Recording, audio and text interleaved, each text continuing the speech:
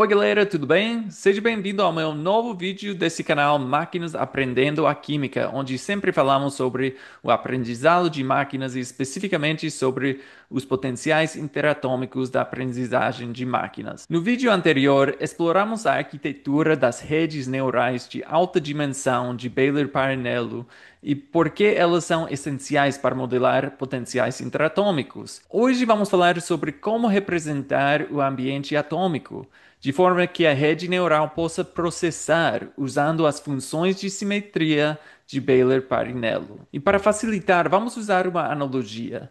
Essas funções de simetria funcionam como uma lupa química, um conjunto de sensores que examina ao redor de cada átomo para medir quem está próximo, a que distância, em que direção. No final, essa lupa gera uma impressão digital química única para cada átomo. Mas por que não usar apenas coordenadas cartesianas? As posições atômicas vêm naturalmente como coordenadas cartesianas, mas elas têm um problema. Se girarmos ou movermos a molécula, as coordenadas mudam. Mas a energia não deve mudar. Se trocarmos dois átomos idênticos de lugar, a energia também não deve mudar. Uma rede neural que recebesse coordenadas cartesianas brutas aprenderia essas diferenças artificiais e não teria a invariância física que precisamos, ou seja, a energia poderia mudar. As funções de simetria resolvem isso, garantindo invariância a rotações, translações, permutações de átomos idênticos. Mas como isso funciona? Bom, imagine que cada átomo tem ao seu redor uma lupa multifuncional equipada com vários detectores. Cada detector é calibrado para responder a um tipo de informação. Detectores radiais. Quem está a esta distância específica de mim? Detectores angulares. Quais são os ângulos entre meus vizinhos e eu? Esses detectores não mudam se a molécula gira, move ou troca dois átomos iguais de posição. Primeiro, as funções radiais, ou seja, os anéis de detecção.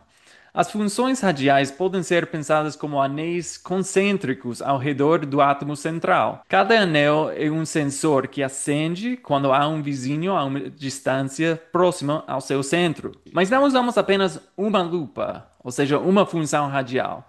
Usamos pelo menos 10, 20, 30 funções, e cada um com um centro diferente, como se fossem vários canais do mesmo radar. Assim cobrimos distâncias desde muito próximas até o limite do raio de corte. Neste gráfico vemos um ambiente atômico definido por um raio de corte. Um componente importante de todas as funções de simetria é a função de corte, que define os ambientes atômicos. Neste gráfico vemos duas funções de corte e suas derivadas conforme definidas. Bailey e Painello propôs várias funções de simetria radiais. Por exemplo, a função de simetria radial que a maioria das pessoas usam para descrever o arranjo radial dos átomos na esfera de corte é uma soma dos produtos das gaussianas e da função de corte. Esta é a forma matemática onde RS é a distância alvo do detector, ou seja, o centro da gaussiana. Eta define se o detector é seletivo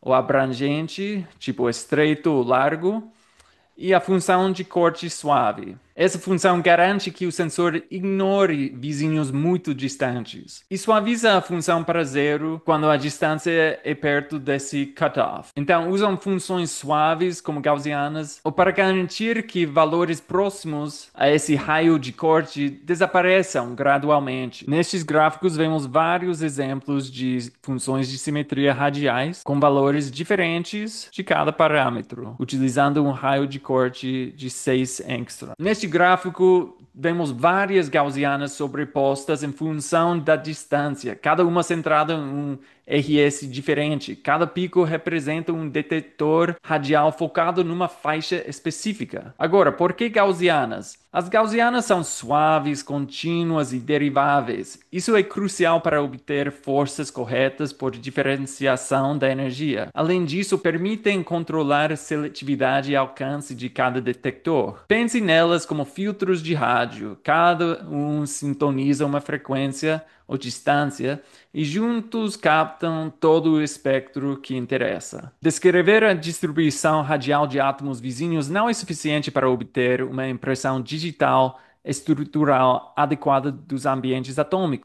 Isso pode ser alcançado usando funções angulares adicionais. As funções angulares não olham apenas a distância para um vizinho, mas o ângulo formado com dois vizinhos. Uma função de simetria angular adequada pode então ser definida como uma soma sobre todos os cossenos com relação a qualquer par possível de vizinhos, que são multiplicados pelas gaussianas das três distâncias interatômicas no tripleto de átomos e as respectivas funções de corte. Esta forma funcional garante que G se aproxima de zero se a distância entre quaisquer dois átomos no tripleto se tornar maior que o raio de corte. Como neste caso, o tripleto não está completamente incluído dentro da esfera de corte de todos os três átomos. Aqui vemos a fórmula, onde θ é o ângulo no átomo central formado pelos vizinhos, e γ controla se favorecemos ângulos agudos ou obtusos, e zeta ajusta a resolução angular. Aqui vemos a contribuição angular da função de simetria angular.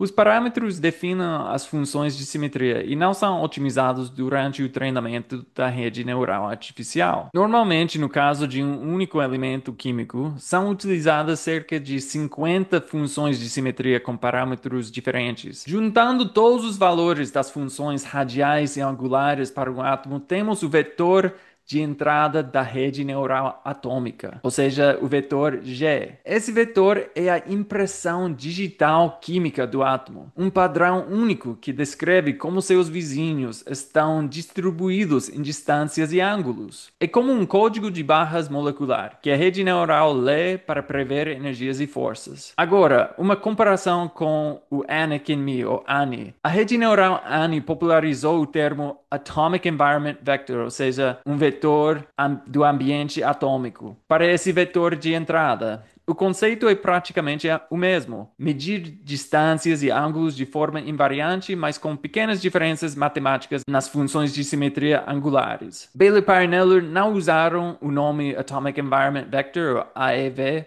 mas a ideia de ter um vetor único para cada átomo é idêntica. Em resumo, as funções de simetria são como uma lupa química com múltiplos detectores. As funções radiais são anéis concêntricos detectando distâncias.